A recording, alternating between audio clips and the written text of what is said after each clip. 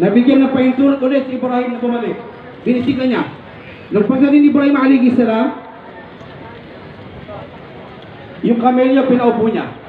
Sabi ng asawa niya, baba ka, ipaghanda kita. Ito ho, ipaghanda ka. Bigyan ka namin ng tubig. Mamaya ko sasabihin sa inyo yung tubig, baka lumat yung tubig.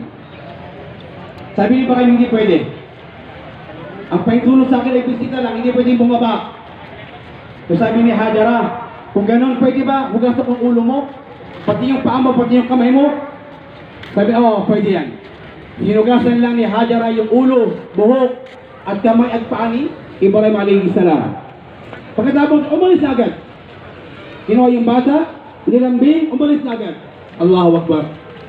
At pangatlong balik, ito na yung inutusan siya ng Allah subhanahu wa ta'ala, na pumunta ka at kakain mo yung pinakaminamahal mo.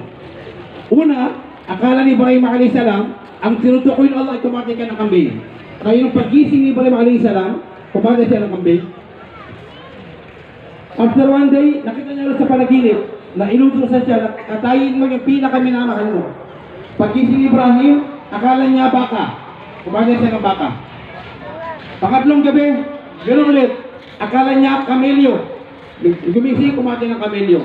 Noong pang-apat, sinabi siya ulit na doon niya nalaman, ang ibig sabihin sa akin ng Allah, yung pinakaminamahal ko, yung anak, ang kakatayin ko. Kung tingnan mo yung tatay, para lang may satupad ang utos ng Allah Jalla wa'ala, umalis, patungo sa Makkah. Ano kayo naramdaman ng